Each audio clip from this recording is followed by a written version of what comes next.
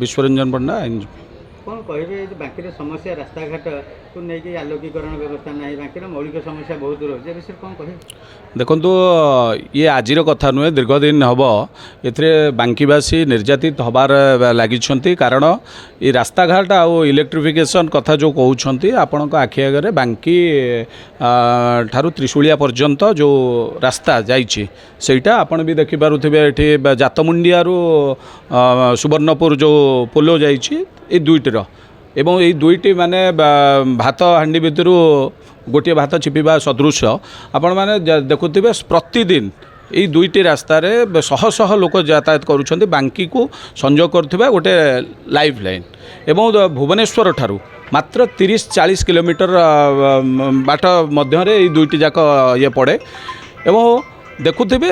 एथिरे गोटे राजनीति करिवार इच्छा वर्तमान सबु दल भितर गोटे कंटेस्ट चली किए यार श्रेय नब किंतु आंतरिकतार अभाव एठी जे अछंती प्रतिनिधित्व करूछंती एवं से बीजेडी हो बीजेपी हो अन्य माने जो माने भी आसी एठी करूछंती आज गोटे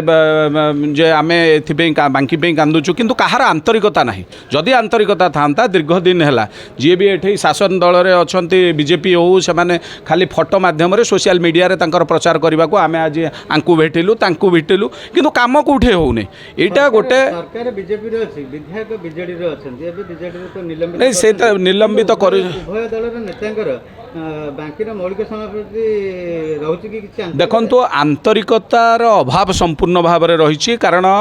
सोशल मीडिया रे किंबा बाइट देई से तांकर कर्तव्य संपादन करिबारे लागि पड़िछंती किंतु बांकी जनता प्रति और बांकी प्रति उन्नतिकरण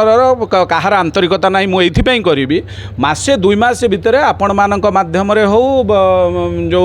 प्रशासन माध्यम रे हो सी तांको खाली देखौछन जे आमे चेष्टा करूछु किंतु आज पर्यंत फलप्रति हो पारे ना ये डिपार्टमेंट भी स्थाणु हो सारी कारण जो जी गाड़ क्षमा होती जदि आंतरिकता था आज कहते आम टेंडर हो जाए टेंडर कहीं नौना अरे जो गाड़ क्षमा होती आग ताकू पूर्ण करा जाऊ